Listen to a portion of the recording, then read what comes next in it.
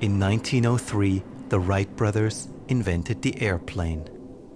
It was hard to imagine then that today there would be over 500,000 people traveling in the air at any point in time.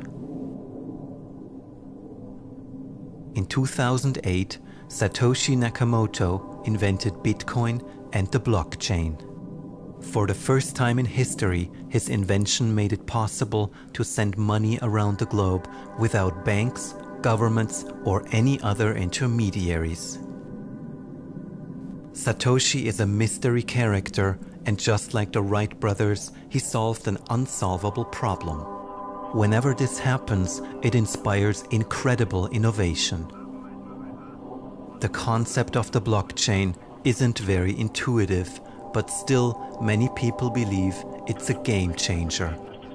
Despite its mysterious beginnings, the blockchain may be the airplane of our time.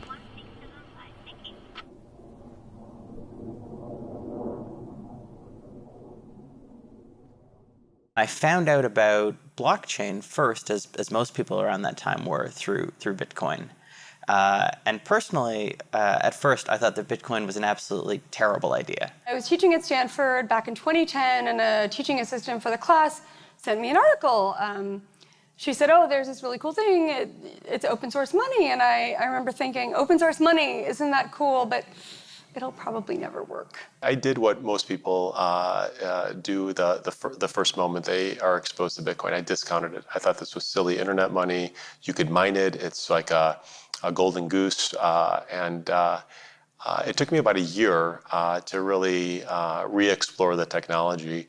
And so by 2012, I did what I tell most people to do today, is turn off your phone, lock your door, and study this technology for a day. It's the best advice I could give. I was on a sabbatical from work and decided I'd take a year off, live off some savings, figure out what I want to do. It was there that I discovered this little orange icon with a bee in the middle. I said, what is this strange thing? So I started looking, okay, Bitcoin, interesting. That was about 2012, 2013. And I haven't left the space since. I've just continued further and further down the blockchain rabbit hole, if you will. And I've been pleasantly surprised and had no reason to crawl my way back out and find another technology. There's a point at which it's almost like you can't stop. It just gets so interesting, and you're so fascinated by it, and you just want to learn more and more and more. And even, by the way, to this day, there are new developments. There are new ways of solving problems, new approaches, and it's very exciting to be in this world. It feels really exciting to be involved in blockchain. It feels like we're at the forefront of something that has at least the potential to transform our interactions between each other, between corporations, the underlying infrastructure of both the private sector, but also of government. For me, part of the fascination is that we don't yet know exactly what this thing is, and yet there was still lots of people gathering around it. I thought of it as like, a space rock that crashed on Earth, right? You'd have a bunch of people that gather around, and they're all pointing, what is this thing? And you don't really know what it is, but it's still very interesting.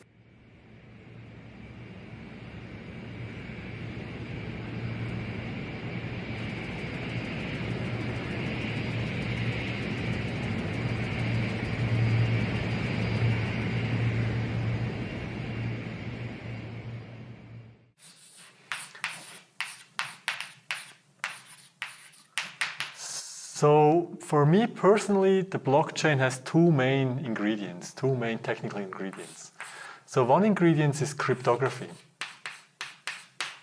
And when I say cryptography, I really mean asymmetric cryptography. And the other ingredient is so-called distributed systems. But these are the two main things. If you understand these two things, then basically you understand all the technical details of blockchain or Bitcoin, for that matter. You have the ability to create records that are indelible. You have the ability to transfer value by making updates to those records. And you have the ability to automate updates to the records through these things called smart contracts. And that means potentially that you could transform the structure of financial services. Today, there are all sorts of institutions that exist to maintain sets of records, to be a trusted third party is the industry parlance for it. And that role is potentially fundamentally reshaped. Blockchains are networks. And networks that we see today, Alibaba, Airbnb, Uber, those are interesting networks, but they're centralized networks. Here, you're going to have networks that are decentralized, that are working more on as a cooperative. I think some of the challenges will be what are the economics of those networks, what are the economics of certain blockchains versus today's discussion, which is all about the technology. I think tomorrow's discussion will be about how do you build network effects off of these new railroads. And what's especially interesting for me is that it was a grassroots movement from the technology sector, not sort of the movement of established businesses trying to get in to find a new selling point. It's really a bottom-up movement from us geeks. It's one of the most amazing things in science that happened in the last 100 years, that this thing is actually possible, that you can digitally sign transactions or other kinds of information so that you can prove to people that you actually signed this. It's much more secure than these, curvy, wriggly signatures we usually use in our everyday life. And it probably will replace those things soon enough.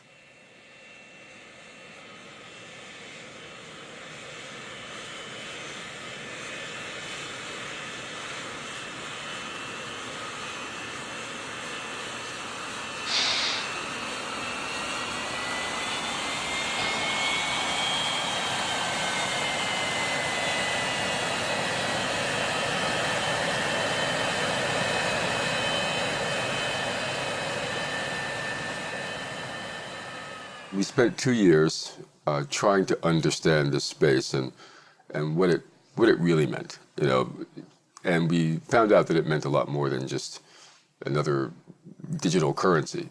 It actually, as the blockchain became more influential in our thinking, we began to realize that it was a profound shift in how the internet could be used to create new forms of value, and how it could be used to enfranchise, and include people in global finance. We've had the internet for years now, and on the internet, still nobody knows whether you're a dog or not. Identity fraud is completely out of control, data breach. So, the area where we need some new thinking is in the sort of in the identity space. So maybe the technology brings something new into that space, and we need it fairly quickly, because we haven't fixed the identity problem for people, but we're about to put 10 billion, trillion, gazillion things on the internet. We can have a trust relationship without really having ever met each other or having done business at all with each other. I think that's fundamental, one of the fundamental things. Security is another. Blockchains are military-grade cryptology, and they've never been cracked. It isn't, when you hear about hackers, stealing Bitcoin or whatever, they're not stealing from the blockchain itself. They are stealing at the point of entry, at the wallet level or at the browser level, and they intercept those messages. But the blockchain itself is very secure. The Internet of Things will probably be the best test case for a lot of blockchain technology. Because if we're going to have millions or billions or trillions of Internet-enabled devices doing everything from driving us around to managing our affairs to monitoring our health, they're going to need a way to move and store and manage value and data that has value in a way that's secure and private. And right now we don't have that. And I'm concerned about the ubiquity of data and how it flows in and through internet-connected devices. I think with a value platform like blockchain, we can at least address some of these problems and maybe even create new opportunities.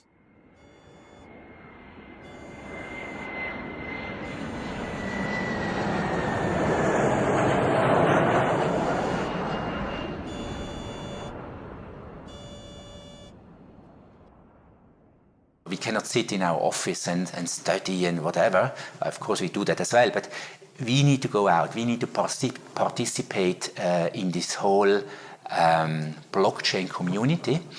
And honestly, what is very new to me, especially the younger person in my team, how enthusiastic they are about it. So if there is a hackathon, for example, organized, whatever, they never come to me and say, hey, Jan, can I go there? Can I get some money for that? They just go. You know, they're just so interested. They just go and participate and share what they learned, and we have further discussion.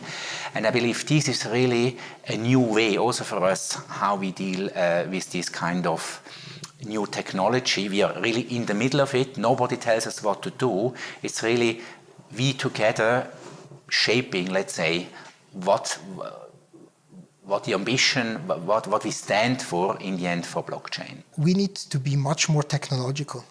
We need to have an awareness of how something is programmed in order also to check if the programming is correctly or not. So these might be a kind of capabilities that at the moment we have, but not in the way that it's needed for the future. So I think in the future you always need to have a kind of IT or technological link to the things in order to understand them.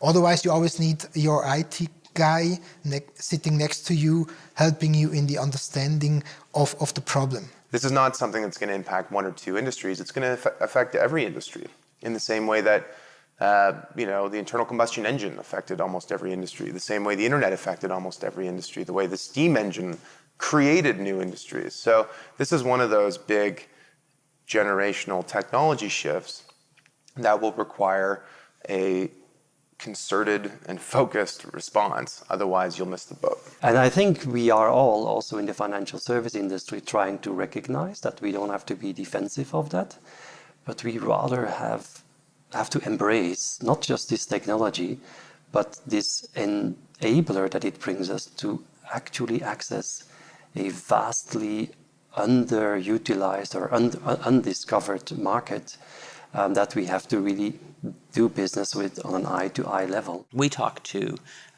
all sorts of senior executives in financial services, and often we talk to them and they'd say, well, we've looked at Bitcoin, we've had smart people come in and explain to us how the blockchain works, but I still just really don't understand what it means for my business.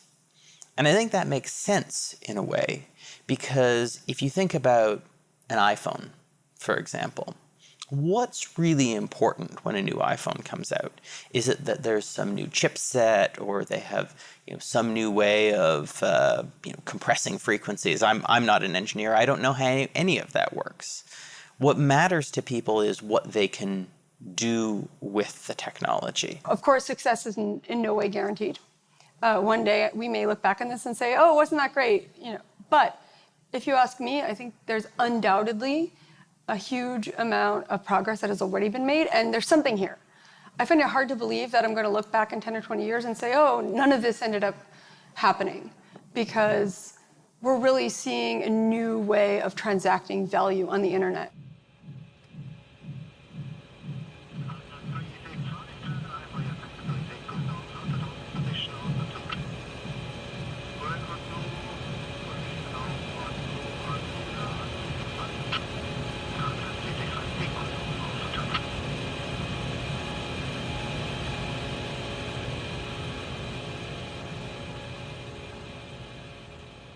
I know how big financial institutions work. First of all, they're not going to run out and do something reckless with technology. This is people's money and livelihood that they're working with, right? So these are slow upgrade processes.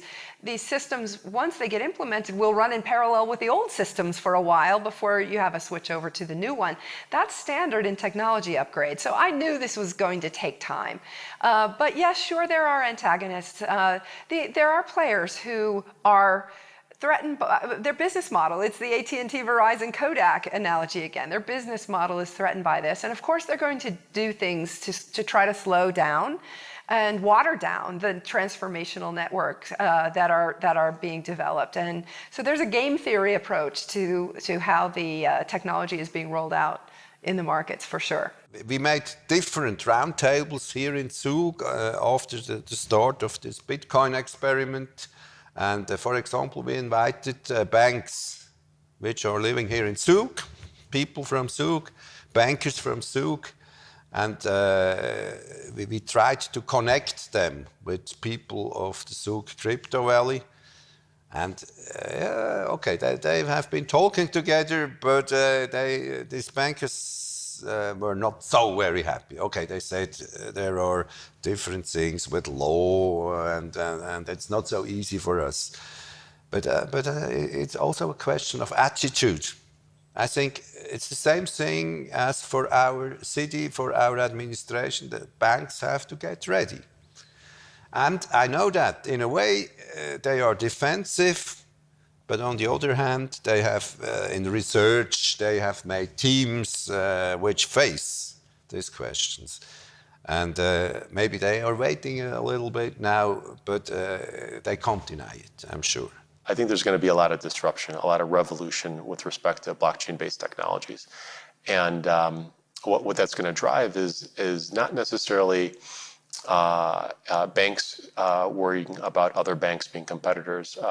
What banks worry about is the bank of one, the next generation of a banking network that's resident on a phone, that's decentralized, that's distributed, and is based on a digital token, a digital asset that's not necessarily issued by a bank or a government or anybody else. So it creates all these different permutations and opportunities, not only for enterprises and governments, but also for society. We see a lot of examples of banks and consulting companies and other Big Four audit firms talking about how they can strip cost out of the business of, I don't know, trading in public markets or, whatever it might be.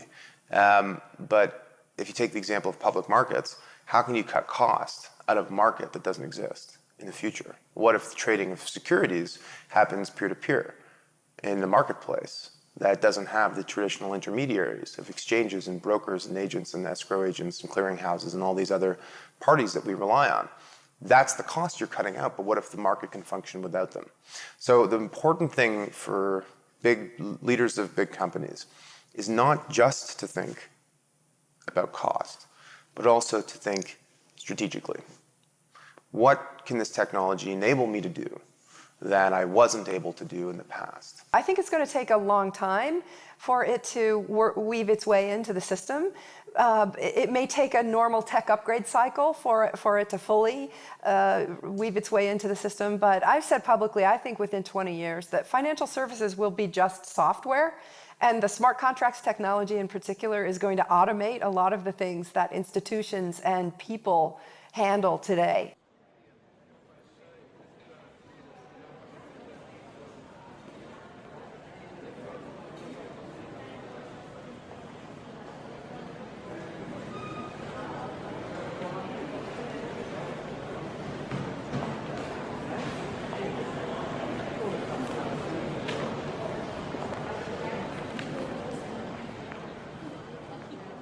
.74% of the world's population, according to the World Bank, does not have access to basic financial services. In my home country, in the United States of America, which is one of the most wealthiest countries in the world, about 50% of the population does not have access to basic financial services, including bank accounts. There's a huge amount of people around the world that don't get to experience and be a part of the global economy because they don't have access to the financial system for a variety of reasons.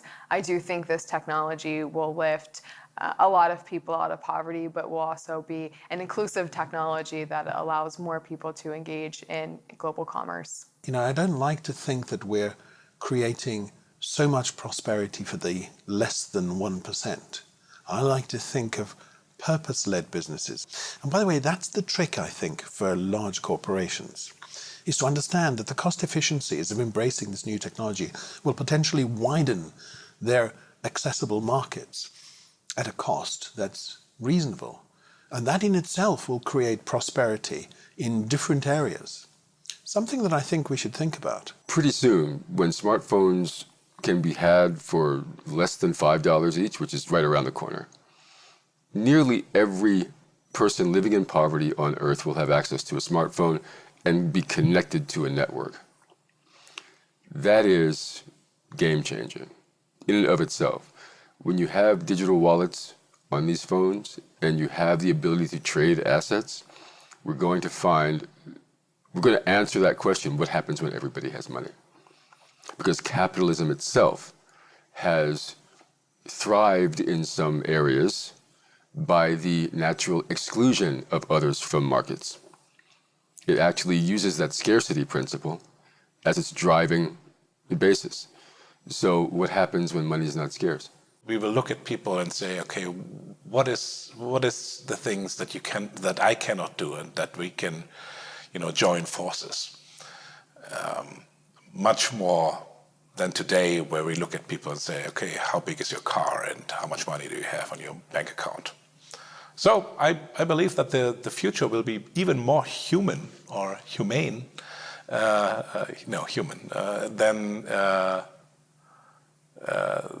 the last 100 years that we've seen.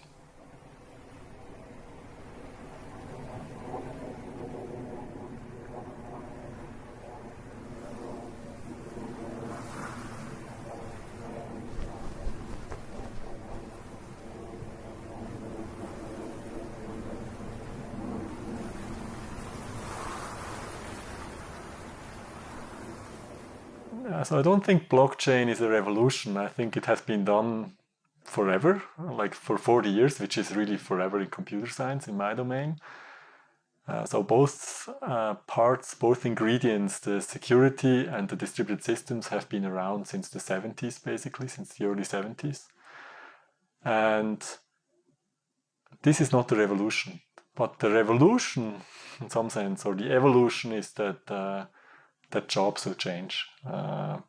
That's something I believe in, that jobs will be, digitized in some sense. Computers will do a lot of the manual labor that we still see in this kind of service domains today. It's called the fourth technological revolution, and I think we are at the beginning of such a revolution just now. And that's why we don't close the eyes. And some people say, okay, there will be much trouble, people will lose their work and everything, jobless people. And I'm sure it will happen, but it's better we face it than we deny it. Offshore working or automation or robots, are they threatening our work? And it's a real life question when your own son, who's prepared to go to get an advanced education, asking you that question. And I concluded that yes, I do have a genuine answer, that it's not threatening. It is forcing us to think a little bit different, but if we do it smarter, we actually give also the next generation a great new opportunity to actually reinvent why they get up every morning and why they go to work, and make sure they really make best use of the degree they studied for and the things they really want to do in life. I want to make the world better, just better. Okay, and whatever my measure of better is, or yours, is what might be valued by society. But the other thing is this wonderful opportunity to create a little bit of prosperity, because what prosperity offers you is independence. We don't have to have people who are living in squalor and simply, fighting for a handful of rice every day. There's too much. There's too much in the world to live like that anymore. And I think that certain countries, I think even certain corporations are beginning to understand that. And certainly this movement, this blockchain movement, is the technology underpinning, the technology part of that mindset which exists offline as well. The idea is out, and if it's not being realized here, it may be realized there, or even in the internet, uncontrollable.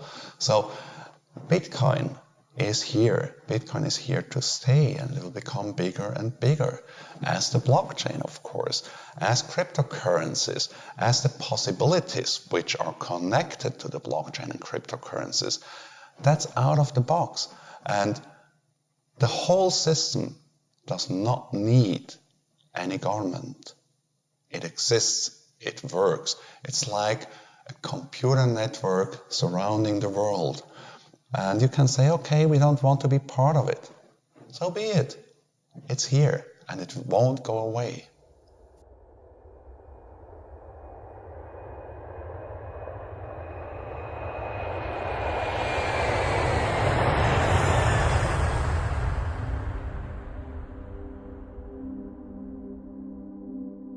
I feel like this is a generational opportunity for entrepreneurs and investors. And I quite frankly have not seen something as exciting in my entire investment career. Let's try to build a new system that has better trade-offs, that has better features, that has less downsides. And let's make it work. Now the pendulum's going to swing back. And what that's going to do is, frankly, make confidence in capital markets higher. Blockchain has enormous potential implications outside of financial services. And we might even actually see the full-scale implementation of some of those more real-world applications leapfrog financial services. This invention, when it came up in the 70s, this is really one of the totally groundbreaking ideas, right? It will change society for sure in many domains. It already has changed society in the sense that the internet is in some sense a secure place, that you can make transactions on the internet. The potential for creating trust, or even permissionless trust, within the internet, that's something that we haven't had before. And so its impact on society, on business, on government, could be profound. Blockchain is, to be fair, nearly 10 years old.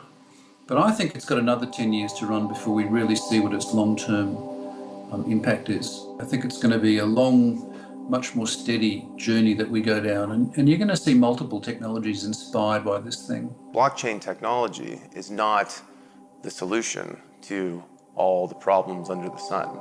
And I think as it matures, we will begin to see its potential benefits, but also its limitations. You can deny it or you can face it. And we always said we have to face it because these things are coming up if we want or not. I've really seen very long-standing partners when they saw the whole opportunity really to change, to say, hey, I don't understand everything, but I understand there is something behind, so we need really to go forward. That's really great. People often say that necessity is the mother of invention, but I like to say that necessity is also the mother of adoption. Because if there's a real use case that people need a technology for, well, they'll start using it. I started with Commodore, we had Atari, we had Apple. At some point in time, Windows came, and everybody just started to use Windows without asking what is the code behind it? What is the code behind moving the mouse? We have a whole lot of possibilities. Everything will change. It's like, in my opinion, the possibilities are endless, and it reminds me a little bit of the situation as if we all of a sudden have two huge inventions or three inventions in one moment. We actually are living a very interesting window of opportunity, and I'm surely very, very excited to fully embrace that. And even one little step can be a great step for mankind. And I think that we are exiting the industrial age and that we are entering an age that we still have to name. Where that will take us, I think, is very hard to tell at this point, but my suspicion is it means a sort of resurgence of the notion of community. It absolutely feels like a whole new paradigm for changing the world. Yeah, we're at a crossroads. We're at a crossroads here. We have the wherewithal now to create technology that would actually help the entire human race. The question is, will we do it? But we can do it now. There's so much innovation that blockchain technology has spurred all throughout the world, and I have absolutely no doubt in my mind that this technology is going to affect everybody. I would say in 10, 20 years time frame, there won't be a human being whose life is not impacted by this technology.